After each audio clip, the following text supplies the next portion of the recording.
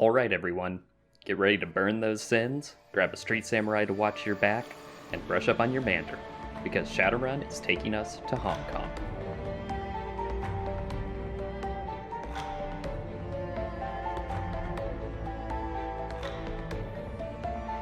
Just a heads up, I'll be making a lot of comparisons to this game's predecessor, so if you haven't played Dragonfall, I suggest you watch my review of it. I've even given you a handy link right here. But seriously, just go play the game. You won't be disappointed. So let's start with the improvements Harebrained Scheme has made since Dragonfall. The first thing you should notice is that you can trade items between team members on a mission, and choose who equips items that you find during the mission.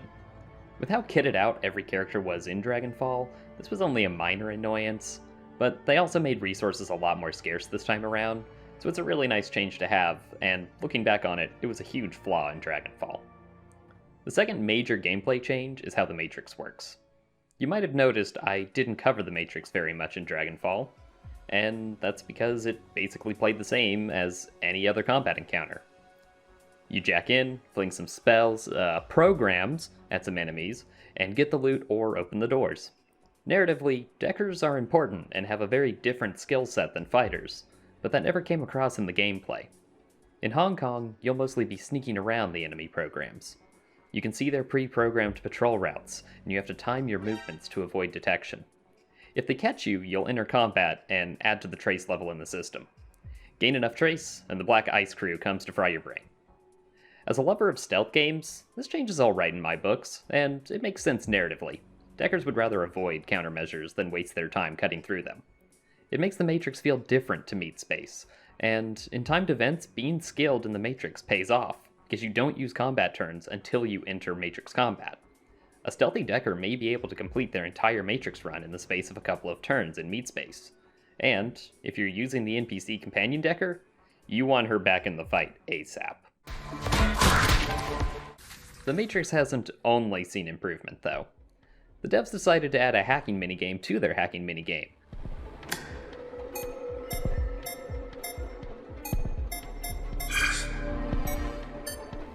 One eternity later.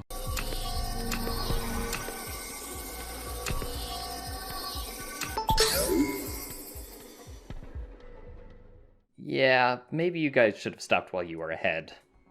I get what they were going for a hackery pattern recognition thing, but having to stop and play Keep Talking and Nobody Explodes while the rest of my team is pinned down by a Knight Errant response team brings the tension skidding to a halt faster than this orc's minigun. The graphics haven't changed too much. The biggest change is player models for some of the races. Trolls and orcs now look like they believably split off from humans on the evolutionary tree. I like the changes personally, and I think they wanted to show this off since 2 of your 3 starting team members are orcs. While the quality of the graphics may not have been updated very much, the variety of things you'll see has drastically increased. In addition to the usual shadowrunning venues of shady slums and megacorp offices, you'll also see upscale restaurants, decking conventions, archaeological sites, and whatever this is. The diversity carries over into the music as well. I speculated in Dragonfall that if the environments were a little livelier, the music could shine, and I'd say Hong Kong proves this theory.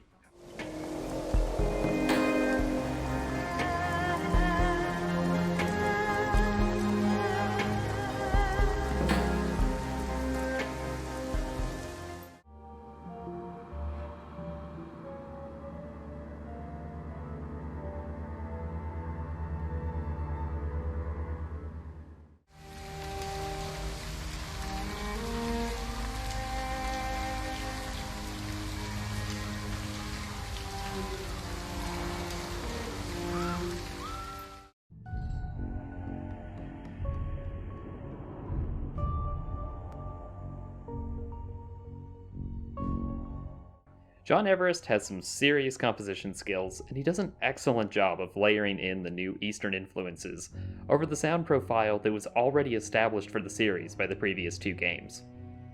So, the game looks and sounds more interesting. But how does it play?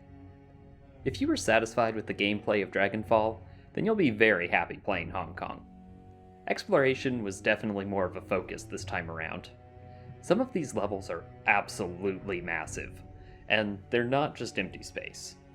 On your first mission into the walled city, there's probably a dozen people you could talk to, buy something from, help out, or fight. Skill checks are abundant and will open plenty of routes to completing an objective. As usual in games like this though, if you want the most options, you better invest in some charisma. Your party can compensate for some other skills like decking or brute strength, but you're the face of the group and a silver tongue can get you just about anywhere.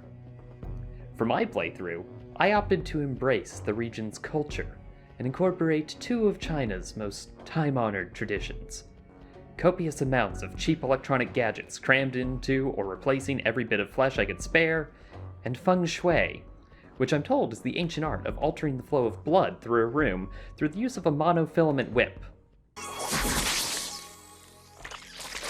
Alright, maybe that last bit isn't quite right. I didn't pay much attention during the feng shui mission, because I was too busy dismembering corpo mages with my monofilament whip. If there was ever a cheat in combat, this is it. While it has a moderate range, it still counts as a melee attack, flushing enemies from cover. It can hit enemies clustered together, strip armor, do action point damage, and cause severe bleeding. With haste on and my wired reflexes, ready to dodge any attack, I'd stand defiant in the field of battle, neon atom-thick cord chopping through the masses. Triads, corpo security, and even gods fell before me, their bullets barely denting my dermal plating as my cyber legs launched me towards my next pack of prey. So yeah, use the whip if you want to win. Whip aside, the game still isn't too difficult. Just like Dragonfall, even on the hardest difficulty, just about any character should be viable in combat. The revival kits I bought were more of a precaution than a necessity. But that's alright. As I mentioned in my Dragonfall review, we're mostly playing Shadowrun for the stories. I didn't mention this earlier, but they've also added voice-acted cutscenes. I only counted 3 of these throughout the game, but they're a nice touch. I'll let Ray introduce the story to you.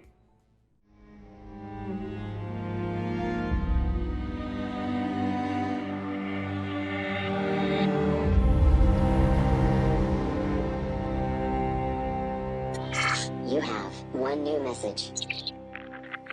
Hi. It's Raymond. I hope I have the right number. Look, I know we haven't spoken in a while, but I need your help. Remember the day I took you and Duncan off the streets? I told you that the past is just a story, that if you can just accept that, your past loses all power over you. Yeah. I was wrong. I'm on my way to Hong Kong now, to finish something I should have faced a long time ago. And I need you with me. I know we're not blood, and we didn't leave things in a good place, but you and Duncan are the only real family I have. Please. If our past means anything to you, meet me in Hong Kong right away. I'll explain more when you get here. I'm begging you.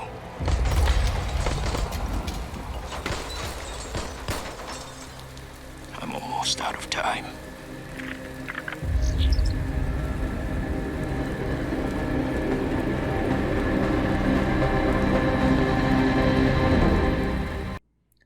So, you and your somewhat estranged foster brother fly into Hong Kong to look for your foster father. Things don't go much more smoothly for you, though. You run into the Shadowrunners that Raymond hired a couple of seconds before their heads are converted to a fine mist by the Hong Kong police force. Looks like you've all been labeled terrorists of the state, which means your heads are next on the list for liquefaction. And yes, I have been informed by Google Docs that the correct term for misting a Shadowrunner's head is indeed liquefaction, and not liquefaction.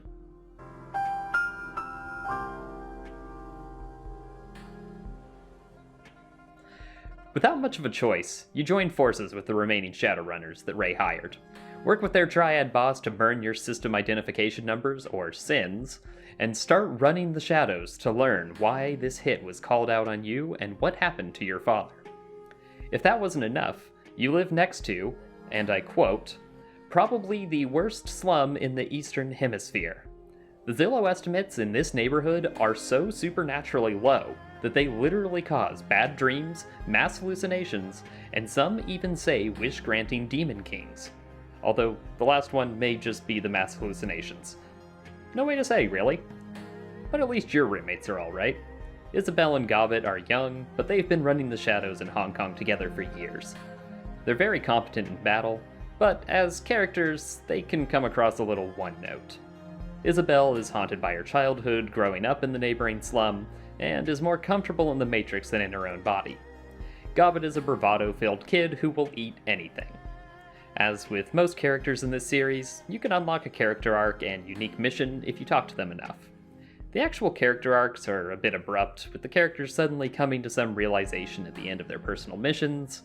It's not bad, but it seems to lack the ongoing development that's so well done throughout the rest of the narrative. Luckily, the missions are good. Really good. Gobbet's in particular sticks out to me as just a totally bizarre storyline that can't really take place in any world other than Shadowrun. I won't spoil too much, but if you want a story about a mysterious artifact, a booby-trapped floating neighborhood, and a borderline eldritch horror called a Rat King, then boy does Shadowrun have the mission for you. You can also pick up 2 more party members through choices throughout the early game. If you talk to the batshit insane Russian with the undying murder robot downstairs, he'll be pretty willing to join your team. I didn't really use him because I was already making myself into an undying murder robot. And your other potential teammate is a ghoul samurai. He is an admitted murderer and cannibal, but he seemed like a cool guy, so I murdered my employers and told him he starts on Monday. This group just feels flat compared to your crew in Dragonfall. Those 3 had been running together for years, and you all had a common link to each other through their old group leader. Now, half your crew are newcomers to town, and the 2 who had any prior connection are pretty passive as far as teammates go. There's no Iger to tell you to pull it together or you're all gonna get killed, or Dietrich to speak up when some bigots need a beatdown. The big exception to this is your foster brother Duncan. His single-minded determination to find Raymond keeps a steady thread through the first half of the game when you're running odd jobs. Your conversations with him are excellent to help you think about your own character's past and how they might feel about the current situation. And his struggles seem to be the most real out of anyone in this story. He's clearly ashamed of the rough past you 2 shared growing up in the streets of Seattle. He was genuinely happy that his life was turning around, that he was going on the straight and narrow. But now that's being ripped away from him, and he has to decide how much of his past he's willing to allow back in. He's passionate about trying to do the right thing, and sometimes that passion comes out as cold brutality. The shame of the past and attempt at redemption is a running theme throughout much of the second half of the story, and Duncan just really ties it all together. One thing that stays consistent amongst all of the characters and story arcs is amazingly well-written dialogue. Being a bunch of street kids alternating between dismembering triads and talking to your coworkers about weird dreams you had feels like you're in some sort of transhumanist Tarantino script. I sat around and listened to Gobbet tell me about her old crews and their missions gone wrong for at least 20 minutes. I didn't even know I was unlocking her personal mission, I just liked listening to her stories. Isabel's mission gets an honorable mention for my favorite dialogue sequence, when you need to both coach her through a dangerous conversation with hotel security, while also dealing with a pissed-off con-goer. I don't know about you, but given the choice between armed security and your average con-goer in a universe where weeb magic actually exists, I know who I'm trying to appease. One of my favorite things about the game is that I never found myself looking for a conversation option that wasn't there. If there was a feasible approach to a situation, you'd almost always see an option for it, and I really appreciate that. You're never only given options that are comically extreme, and there's no binary morality system to tell you off. Just the consequences from whoever you're talking to. I've had enough of your snide insinuations.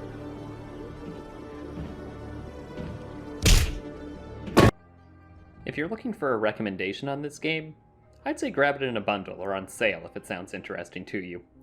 It should only run around $20 normally, but like the rest of the series, frequently goes on sale for under $5. If I had to choose between this and Dragonfall, I'd take Dragonfall despite the technical limitations. Ideally, someone would figure out how to run Dragonfall within the Hong Kong engine.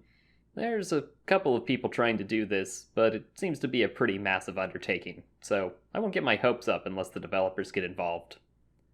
Thanks for watching. I forgot just how much I enjoyed these games. As usual, drop any game recommendations down in the comments. I'm always down for some more Cyberpunk. Anyways, I'll see you next month with something a little more mechanics focused.